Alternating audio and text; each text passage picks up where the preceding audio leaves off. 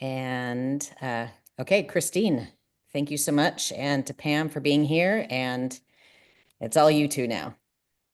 Ooh. Yeah. We have the Power is in your control, hands. Pam. Exactly. That's right. Well, so we spent a lot, I'm an SSS director, and so I'm at Clatsop Community College in Astoria. And we have spent a lot of time over the last several years. Like I said, Sean's been our office assistant until recently, and she's been the assistant pretty much the most of the time I've been the director. And our way of approaching things like budget and numbers is really similar. We have a math science background, so we do a lot of things more on the math science side than on the accounting side when we keep shadow budgets. And I wanted to come up with something that was really easy to find things. The budget that I had inherited as director, especially our budget book, was really hard to find stuff. That it was just, looking back to see, and there's always that question, well, what did we do last year? What did we do last year on a campus visit? Or what did we do last year when we had this event? And it was just super hard in our budget book to figure out what in the heck we did last year in under 10 minutes. And so what we first off started to do was organize our budget book that keeps it. That's where we keep a copy of all the receipts, all the POs, all that stuff, all the paper stuff. We keep it in there by month, and then within the month we keep it alphabetically so you can see. And we have this big contents page that says, each month and the name of the vendors or what the event was. So like if I go on a campus visit to Oregon State with students, I can just go down that list and from last year and say, oh yeah, we went April last year. Here's the Oregon State paperwork. It's all together. I can open it up and see who the hotel was, how many students we took, where we ate dinner, all those sorts of things.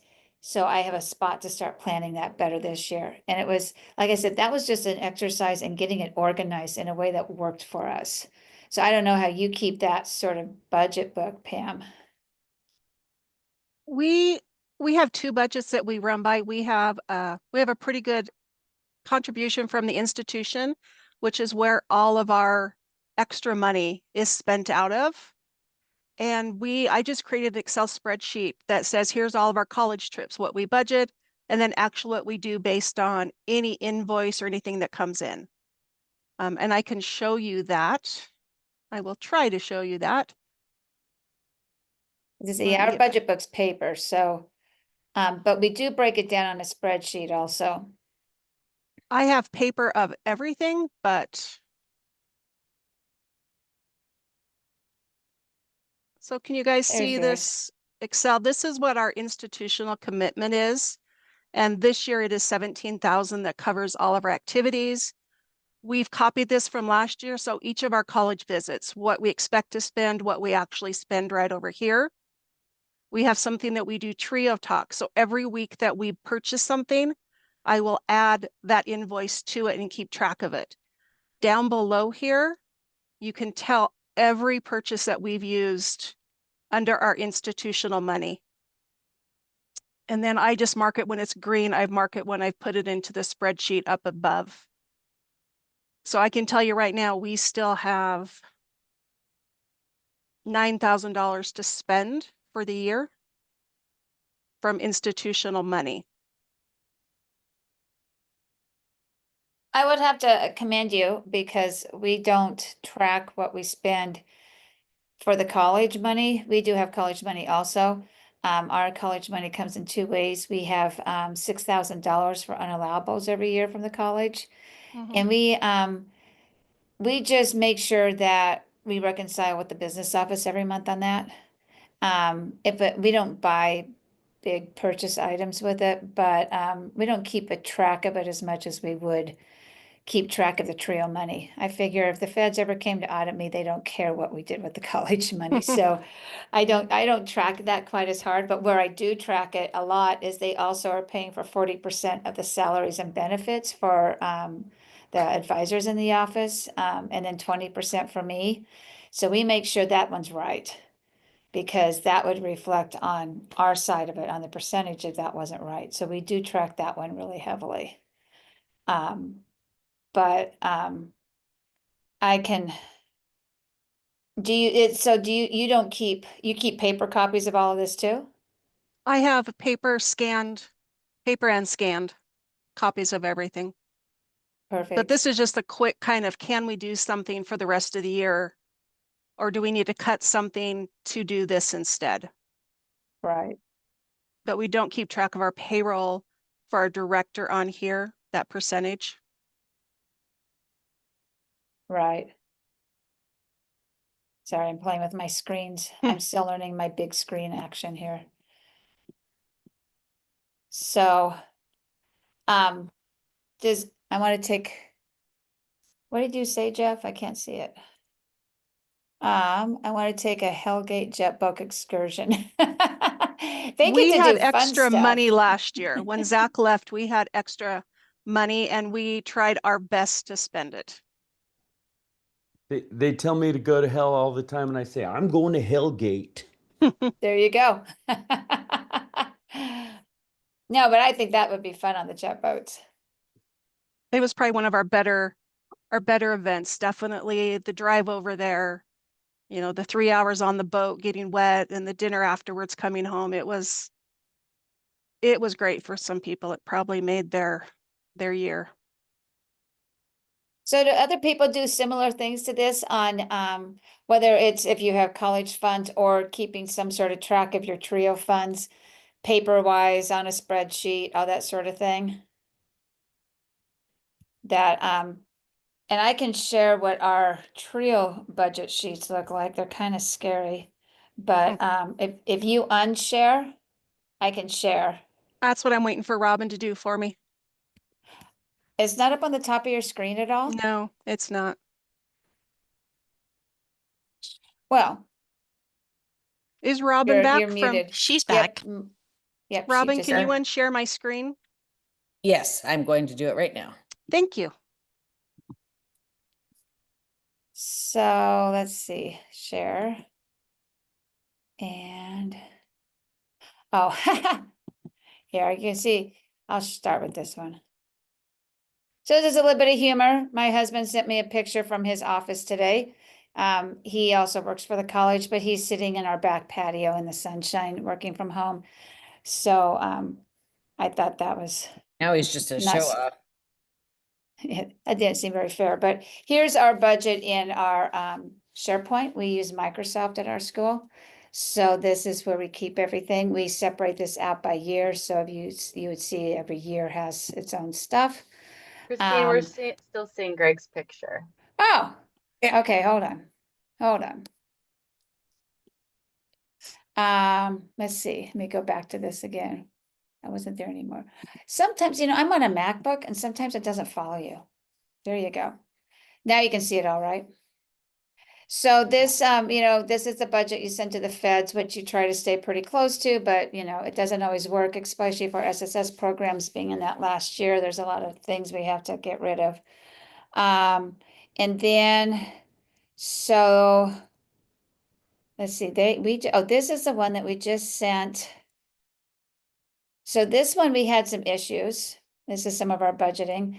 Our college money, but the college that we had, what we had wasn't the same. So we had to break everything out by line numbers and do the budgets and the actuals and build all of that out. So that was one of our more new things. Just a minute, I've got all kinds of SharePoint or stuff sitting on the top of this. I can't see anything. Just a minute.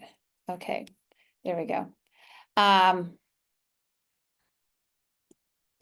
So let's see, budget to feds. This is where we need Sean because she can usually show you this stuff really quickly.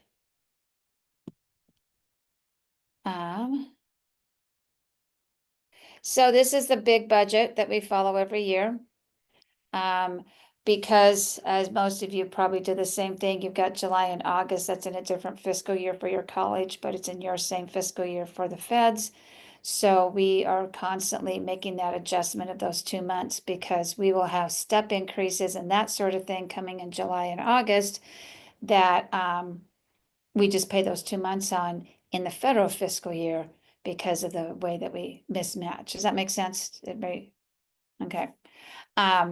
So we break everything out. This is the stuff we're tracking. We reconcile with the college every month, making sure we're all on the same page and we all know what's going on. Then we also break this out by just our salaries and we push those across the months so that we can make sure that we're getting, we're hitting where we're supposed to be hitting. Generally, there's no surprises unless somebody leaves on the salaries. And then you have all these, the bennies follow, and then we start doing things down here in other areas. So here's, we're looking at out-of-state travel. Charlotte came and did some stuff for us in September, so we have her on our budget sheet. When I go to NAIOP, that's in here. So everything's kind of mapped out in its own little spot. And we just keep reconciling and playing around with it until we hit our totals. We build the formulas into the spreadsheets. And we set them up so that I can read them at least. I don't know if anybody else other than Sean and I can read them, but we kind of check each other's work and we sit down and dink in them a lot. So this is kind of like the main 24-25 budget. Christine, can I ask you a question? Yeah. Do the other tabs feed into the one we're Yes. looking at? Okay, so if Yes. you change something on in any of these tabs, it'll feed right into Yes, the it master. does. Yeah. And if you want to know how to do that, I'm sure Sean would sit down and show you how to do all of that. She's my spreadsheet whiz. I'm like, could you build this? And then I'll go put numbers in it. So there's a lot of that happens too. But yeah, for sure, we do that. And like I said, we found, that's what we found when we were talking to the college is that they had not put in our last GAN for this year, our last however much money we get for the GAN. And the numbers were just, and because we moved to a new college administrative software system in May. And so when we started setting the budgets and all, it just didn't come with us. And so it kind of set us back. And so we had, and that was a quick way though to see where the discrepancies were, because we had all this stuff budgeted and we had all this stuff figured out. We could reach out to them, and we had the grant specialist coming over to the office the other day, and we sat down and walked it through with her. We reset budget lines because we couldn't we were spending money that the system was saying we didn't have. But we knew we had it. So like I said, we had to reestablish all those budget lines, and that's because we could pull them off all of those spreadsheets. So the biggest thing I would say, if you're looking at, tricks and tips, there we go, for your how to do shadow budgets, is just getting a system that you can keep tracking, however that is.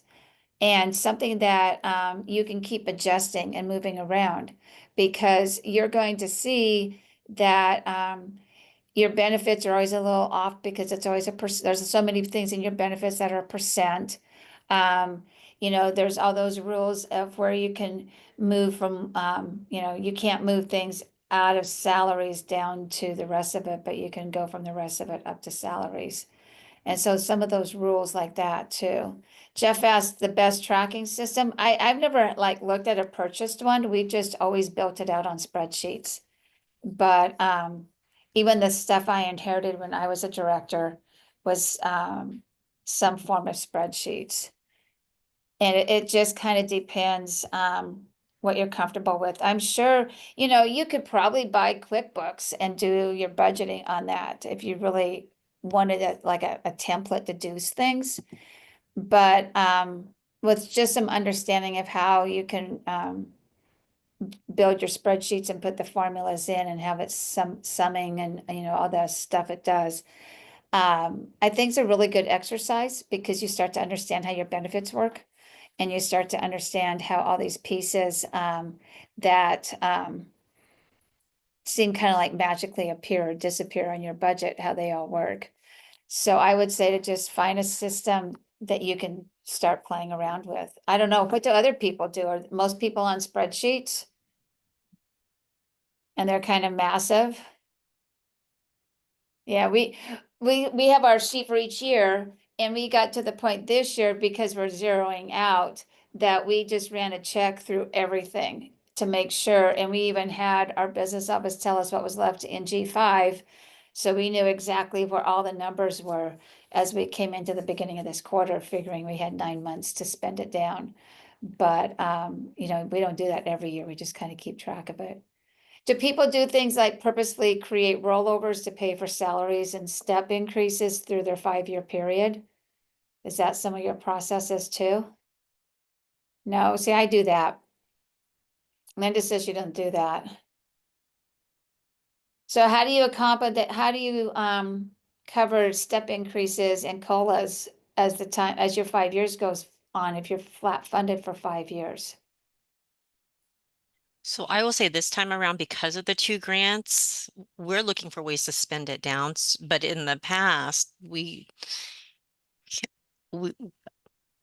how can I say this? We try to be very creative. But there had been times when we were just on one grant that with, both my advisors and our classified staff, one year they just did a compression with salary to make up for the years of being underpaid, and that blew apart our budget. And I had to get our my division to help pay for that because there's just no way the grant could have absorbed that kind of salary increase. And thank goodness it was in the last year of the grant. Oh, that's a little scary. Don't ever Yes. mention that at our campus. That sounds bad. But no, yeah, I mean, that's the thing. You need some wiggle room in in your budget, even as you're coming into that last year. Just, if you can build it in. This will be my 3rd grant starting this coming year that I'm budgeting. And so what we have found is that we need to create, by being really conservative in our spending the first couple of years, a rollover that's about $20,000 to $25,000 to cover step increases and that sort of thing. And that's if we're all here all 5 years. If somebody leaves, that's when we end up with a saving of money, and we have to figure out how we're going to spend some of that. And unfortunately, it's hard to predict when people might leave. So, honestly, it's nicer if they leave if they're at a lower step because it's less of an impact on your budget than if they're at a higher step. But generally, that's why we end up with a lot of money, as I'm sure we all found during COVID, as people came and went much more frequently, it seemed. So, but let's see, I had another one. If you're usually applying for external grants to try to cushion the increasing costs is another way to look at it. I know Amy's pre-college, and so that makes it a little bit different. I think it's harder for pre-college to go to your college or university asking for extra funds for your staff compared to the SSS and McNair programs that are at the college campus serving the college students. But I think, yeah, getting creative. I mean, I doubt we're going to see any increase in this cycle that we're walking into for SSS. And I think it's going to be talking to your college and getting serious if you're not getting any funding from them, and just really starting to talk about your what the benefit is of you having your program there at their college. So it's another way of, playing with your budget. But I would say that you kind of have to have a sense of, I'm getting this much money for 5 years, how am I going to spend it versus how am I going to spend it each year? Each year needs to be a part of the 5 years. So you kind of have a 5-year plan. And I found that even though my role got big sometimes, sending that into my program officer and saying, I'm making this role to do this in the future on this grant, I never had any trouble getting my budget approved. That she was always okay with that. And so I think if you have a plan, because that's what I've always heard from the program officers and from COE, is you have to have a plan to spend all the money by the end of the grant. And so I think that's something to think about as you're looking in these long-term things. So is the one you use. I like that, Jeff. Can I share my other tracking Yeah. spreadsheet I have? Okay. This is the one that we are using for the grant.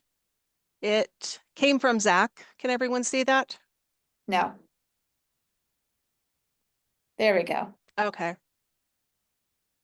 So we are inputting each month any salaries. And I was really lucky in September, our accounting department made an error and typed in it that one of our employees was paid $9,000. So I was able to look at it and it was like, well, that's way more than what we anticipate paying.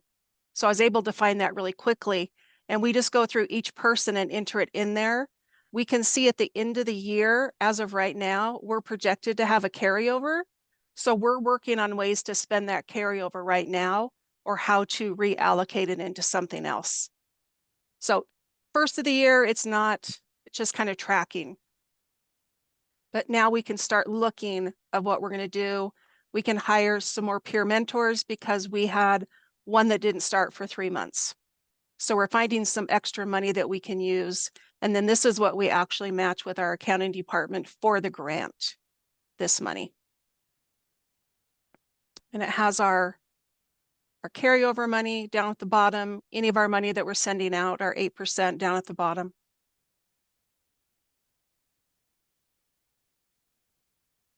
And then I've always just kept comments of what I've purchased under there in case I want to go back later and look at them year to year.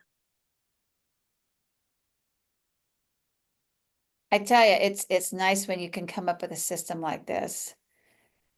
And it Zach just, it created makes, it. well, and it's just like you can breathe a little better because you can easily see what's going on. Right. It took a while to get all the formulas and everything to work right for us, but now it's just you input numbers and you look at the end of the year. Mm-hmm. You know, the first couple of months it shows, yep, you're on track, you're at 0, you're doing great, and then something might happen and it just alerts you really quickly that you have extra money or you might be spending over. Yep.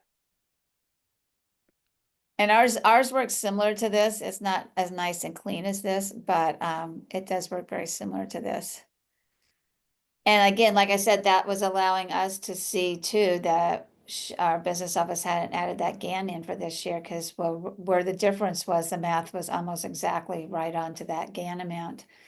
And it just makes you feel like you have a little more control over what's going on when you have a budget that you can see things like this. Mm-hmm. Do other people doing similar things? Pretty much the tracking. Anybody else have tips that they want to share on what they're doing or things that you think might be helpful? Christine, can I hire you to come here and set mine up for me? Because I can't do it. You know, if you wanted to, we could Zoom with you, Sean and I could, and we could help you kind of get things started. That would be amazing. Because I So just have it on my list of things to do and I keep thinking I'm going to do it. And then I keep going to get started and I'm a social worker. I have my master's in social work.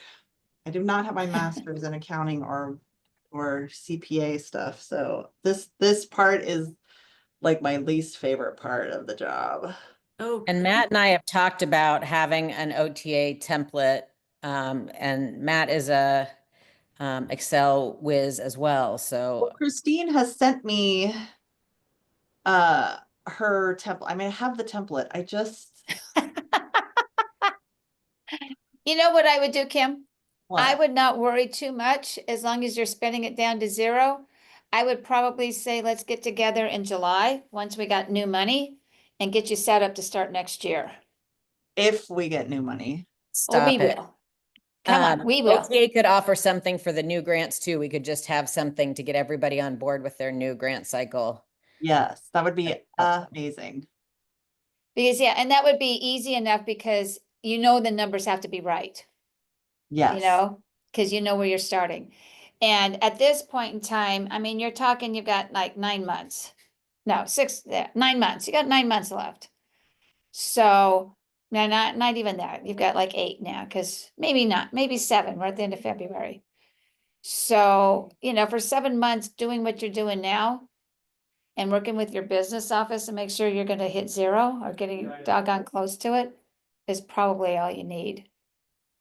Yeah, we're also doing a transition from Banner to Workday. Mm. So our business office, they don't respond anymore. Like I've asked questions, like I know I have some carryover and I've been tracking that in my own sort of Google sheet. Just like roughly, but I was just like, hey, just want to check in. Hey, sorry, I know you're super busy. Hey, can you not ignore me? I think there's a whole group of us that would love to get in on that Zoom call and setting things up. You are not the Lone Ranger. Thank you. Well, yeah, Well, I mean, we're on this we could one. we could do some deep diving into some budget formations. I didn't know what, That's I so thought we exciting, kind of just, Christine. Everyone's going to be into this. I didn't real, I mean, yeah, I feel like I'm in the dark here because like I said, Sean's the one that walks me through all this. What you got, Linda? You're still Yes, muted. yes. I was just gonna say, and I'm just so sorry, Kim and other folks who have business offices or grant offices that don't respond. And we got a relatively newbie in our spa office. Every other week, she's like, "You're at this. You're at this." And I'm like, "Okay, thank you." And and then we make like Teresa, unfortunately, is not able to join. I know Robin asked if I could have Teresa, our office manager, be part of this conversation. And unfortunately, well, not unfortunately, she was on a 2-week vacation and is just getting caught up in her work.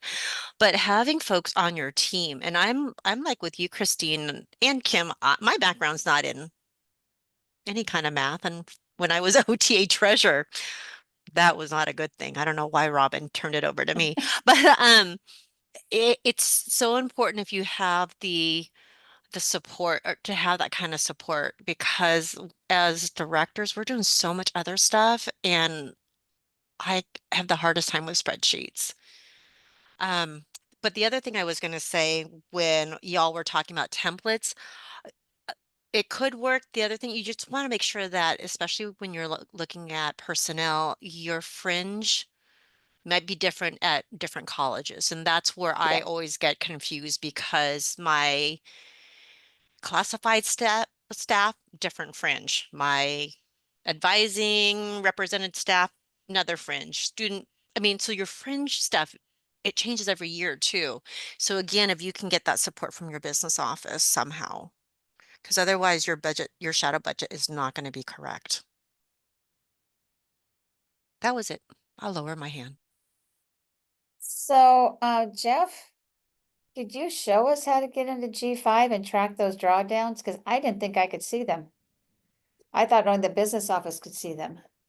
Right, and your business office can get you access to it as well as program officers, but it's something that I'm just, I was curious because I've asked other people around talking about budgets, and it's something that my office has always let me see and show me when they're drawn down, but then I was surprised to find out other shops aren't um, getting access to that.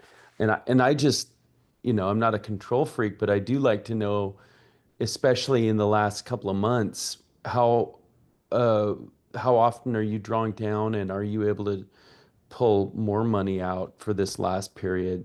So anyway, I'm just curious about that with other folks. If they've gone through that process, I don't know other than going to my people that do that at my institution. But I'm told the program can get you access to doing that, so you can see where your money goes. I don't think they give you controls to No, you actually, can't. yeah, but Yeah, to because, see it. yeah, we can't. Our business office doesn't let us see what the drawdowns are and we can't make drawdowns because that's a conflict of interest, Mm-hmm. but I know I can ask the business office and they'll tell me that if they've recently drawn, and I can see it in the budget lines when I track it through the college's system, when the money pops into my program, so. Yeah. Michelle, did you have a question or a statement? Yeah, that when you raise your hand, it's like skin color, or I don't know, Oh, you know what yeah, I should mean, that change the color. color. And it matches right in the picture frame in the corner of your screen. So it was really hard to see. I can turn it back to yellow. I was gonna say the yellow one was easier, yeah. I just wanted to say I like that one that's more predictive with the salaries and fringe, because I always get to like the end of June and I'm frantically trying to figure out if I'm going to have carryover and how much more I have to spend. It's really hard to figure out because our grants office seems to be like 2 months behind our spending, but I do have a spreadsheet we call our request ledger. So whenever we request to spend money, we put it in there.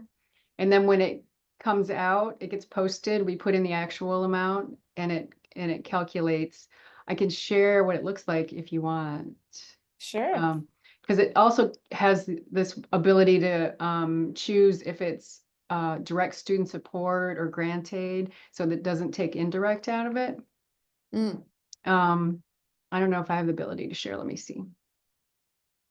You should. If you, Yeah, I there you do. go. Let me see.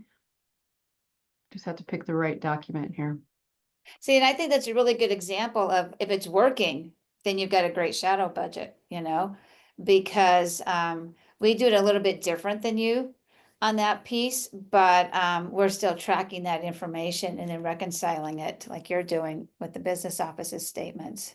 So this is just a template, but she put it in the award amount up the top, and then every month we put in the full salaries and fringe and blanket purchase orders we'll put in and then enter them over here on the right. And then it kind of subtracts from our total and gives us our remaining amount. And then this section is for grant aid or direct student support. And so it changes the numbers it calculates how much grant aid we have spent or how much we have left, and then how much we've spent in direct student support. And those numbers don't come out of our indirect costs column, so it's not pulling money out of there. And then when we do professional development travel, let's see, I think that is, yeah, we just do that and it starts to put money into this so that we know we don't go over our 4% for SSS. So, Michelle, does your column B have all drop downs to choose what it is? this one does. This one probably doesn't. I don't know. Let's see. Oh, it shouldn't have that in there. Well, Okay. actually it would, because if we do a rental car, that's an internal charge. Okay. And then this does, because that's where we put sort of everything else, plane fare, meals, hotel, all that stuff. And that's it. This one is just grant aid or direct support. Okay. So I guess so. Thank you. Do you happen, Pam, to have a template for that one spreadsheet that has the salary predictions that helps you calculate how much you have left to spend? I could find it and send it to Robin. Okay, thank you. That was it. I just wanted to share that. How do I stop share now? For me, it's at the top. Oh, there we go. It popped up. Got it. I did it at the same time, I think. Oh. But yeah, like I said, it's learning how to do spreadsheets, which has probably been the thing that has been one of the larger learning curves for me, to learn how to build the spreadsheets out to do this. I just have never been that proficient in them. Some people are quite quick. So, but putting in the formulas is important, so things stay consistent, that you're not doing the math in the cells, because you want to be able to have things changing as you're adding things into your budget. You want that spreadsheet to work for you a little bit. So, and if you're not super proficient on spreadsheets and able to do those pieces, you might talk to somebody in your business department as far as like teaching the business classes, business department.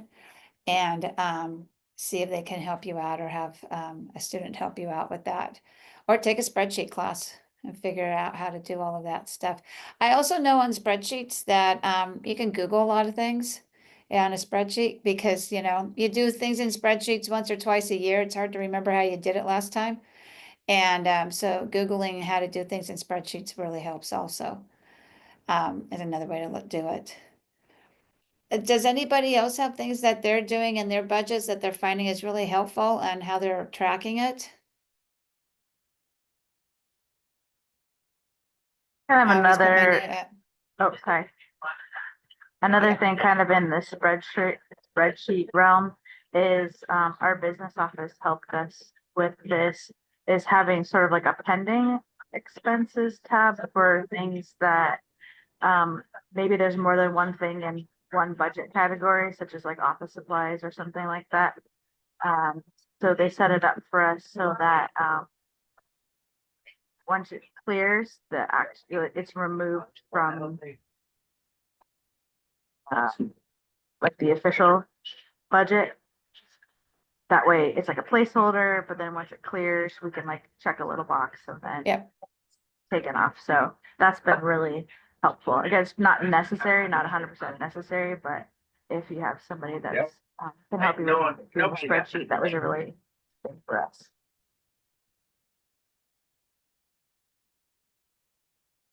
I think that a lot of what's in our budget sheets is things that we kind of say, we need to track this. How would we set this up? How do we need to watch this? Is oftentimes how things get formed at the beginning in a budget sheet for us. It's probably not the most efficient way, but it's where we start. But other people have ideas of what they're doing or just budget questions in general of what you can and can't do in your budgets or spend or not spend. I just had a question when we were going back to the G5 stuff. Are any of you tracking I know you don't have access to the drawdowns currently, but since you're seeing them come in from your business office reports, are you tracking those in any way separately on your spreadsheet as well? I know we do, Okay. but I don't know where Okay. that we can see. Yeah. And I think it's super important that you're reconciling every month as soon as you get whatever the statements are that come from your business office. Because it's easier to fix things that happened last month than happened 6 months ago when you're talking to your business office. And whatever the spending was for is more current in your head too. Watch things like PERS, because if you have a new person on PERS doesn't kick in for a bit. And I swear at our campus, PERS is never right the first year. It's like it's always messed up somehow. Either the employee owes money to the college because they didn't pay enough or vice versa. So I would say make sure you're watching that and medical on staff because medical kicks in. And if you leave in Oregon, I think medical kicks in the second month. And in Oregon, if somebody goes to another, how's that? If they leave, no. If you're going to be giving a medical 1 year and then you're going to cut their hours and they won't qualify for benefits the next year, you still have to pay medical on them for another year. So medical, as we all know, is super expensive. So things to think about in the budget that way too, because there are those. Oh, sorry to interrupt. I was just seeing that Chris had come off mute. I wasn't sure if Chris had a question Oh, too. yeah. I'm good. I'm good. Oh, okay. Okay. Thank you. So any tips or tricks that people have found really helpful in either conversing with their business office or Jeff's got something, he's wiggling his finger. I love the free app Genius Scan. It's used like on Apple iPhone Notes. You can just snap a shot of your receipts. And on Genius Scan, it just converts it immediately to a PDF. It's got your email saved. It just shoots it to you. And it's the free version. I've used it like 5 or 6 years, and it saves every record 5 years ago in my phone. I can only imagine a paid version is even somehow better, but I use the free one. I love it. I can put it, enter the info in myself or give it to someone in the office, and they'll take care of all my receipts and reconcile that way. But yeah, That would be amazing when you're traveling. definitely. You just take a photo of your receipt at the restaurant. It's in your phone. You see it there. You email it to yourself. You're done. You can just toss that receipt and not have to, mess with it. Those silly little tabby receipt things for parking at the airport. I Yeah. always lose those. That would be perfect. Wow, Michelle's already using it. Look at her go. No, I think that's a great tip. Anybody else have things that are like, just off the wall things that are being helpful? Those of you who are doing campus visits, how do you do the disbursement of funds for, like, we give them food money. We give them whatever the equivalent is of our per diem we give to the students for their own food. What kind of processes are you using for those sorts of things, or do you not do that?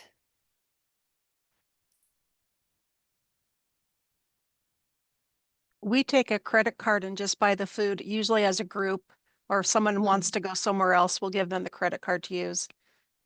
And it's all Yeah. institutional money, so we're not on any kind of a restriction. Oh, that's handy. Our college restricts us no matter whose money it is. So. They haven't yet, so Olive Garden was great for 13 people. Oh, wow. Any other idea? We give them food money, we make them sign a single money received form. Yep, we do that. That's how we do it. And then, and you always have someone that doesn't show up, so then you have to remember to get that money back to the business office.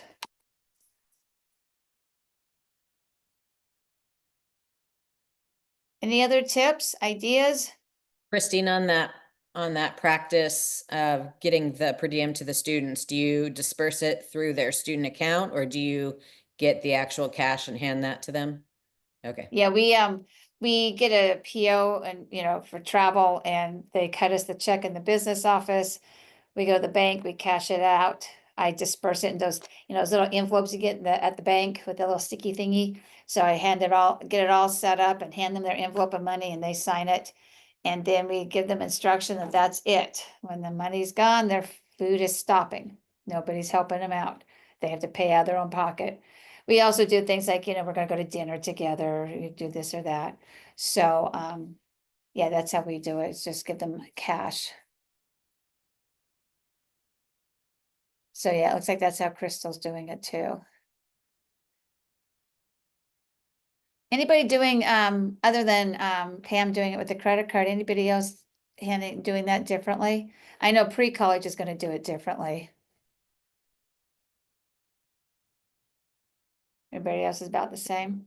Yeah, we had to actually get a special P card for any type of travel, including food for our students if we're going on college tours or those cultural educational trips, which sometimes make the P card tracking kind of challenging, and remembering that we have 2 P cards. Oh, wow. Yeah. Yeah. And I don't know. And there was a conversation a while back with other directors that their business office would not let staff, like you couldn't buy food for your staff if they're doing something with your student. Like if there's a cultural event or something and you go out for a networking dinner, I heard that their business office would not pay for their staff's dinner. Oh So my that was gosh. interesting. Yeah. Wow. Just We all never kinds had of that things with the problem. business office. And sometimes you're left to, go to the business office and have that little talk with your regulations in your hand saying, I think we're gonna do this differently. So,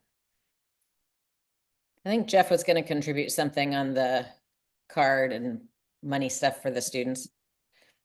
I always, yeah, I always remember that we were in New York with COE last year for the conference, and we took folks out on a tour of the city, and this company that was sponsoring it was like they do divvy cards, and they're little, credit cards with a set amount that your program can preload, so you could give them to students, and they gave us all these cards to go have, $50 on them for lunch in the city.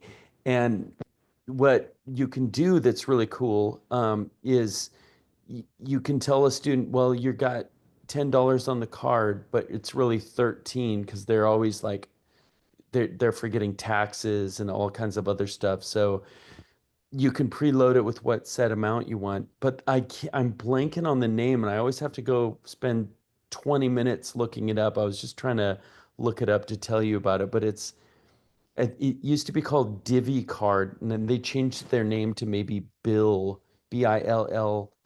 I was looking at that one. Anyway, it's a nicer solution than I think for those who can't be around your students and you send them off to lunch and they're at a food court. It's easier if you could do that with stipends. We use those at my last organization just for staff. And then what it does is you have the app on your phone, and then it says, as soon as you make the charge, within 30 seconds, a notification pops up and says, oh, I see there's a charge here. Scan, take a picture of the receipt, and then you take a picture of the receipt, hit submit, and then it goes went straight to our office manager. And that way, Oh, and then wow. the app would be the one to remind the staff, hey, we still haven't submitted this receipt. Hey, need the receipt. So that this office manager wasn't trying to track down a bunch of receipts. And they were great. We don't use them here at SOU, but we used them at Project Youth Plus. Kim, do you remember the name of the company that did it? I knew it as Divvy too. Divvy, okay. Right. It did change to bill.com. Oh, okay, then that's right. Yeah, all right. that's it. Yeah. Thank you. That could be handy if you're in a spot where you don't want to be giving students cash too. So I could see wanting to do that. Or you're on a bus and you brought 10 grand to give Yeah. students $20 each for a week. I've never done that, but I've heard people doing that. No, I think this is a good option for sure. Wasn't part of the Divvy card thing too, if the student didn't use it, the institution could, or the program could get that extra fund back? Yes, exactly right, Robin. But that'd be kind of nice because, if I have a student not showing for a campus visit, now I got their cash in my pocket until I get back to the college. So it'd be kind of nice to just not have that card and, just have it go back to the program. So, yeah. So we had 8 minutes. Anything left? It sounds like we need a deeper dive into this. I'm almost thinking an OTA breakout session might be kind of good at the conference. Well, geez, Christine, we already had the conference planned, but well, that's okay. I'm just saying, we can do some additional deeper dives to do it over a series or something. Yeah, maybe we'll do that. And then maybe we could do that with if you build that template, you and Matt, then And by that we mean Matt. yes. Then we can then we could walk people through and at least give some ideas of things to look at and things to be careful of. So yeah, we could do that. But this is great how many people showed up. It's been wonderful, yeah. So Pam, Christine, and Michelle, if you're comfortable sharing any form of your templates that I can send out for those that are asking. I know there were some specific requests. If there's anybody else that's comfortable sharing a template, and I can store all this in that OTA shared drive, so you can continue to access it. That would be wonderful if you're open to sharing that in that way. And then we can also have Matt use those samples to help create an OTA one as well. Perfect. Now that sounds good. Thank you so much. Any other questions? I put that in the chat, the bill.com. Okay. And I might see if somebody from that vendor could do a presentation for OTA 2 just to give everybody more info on that.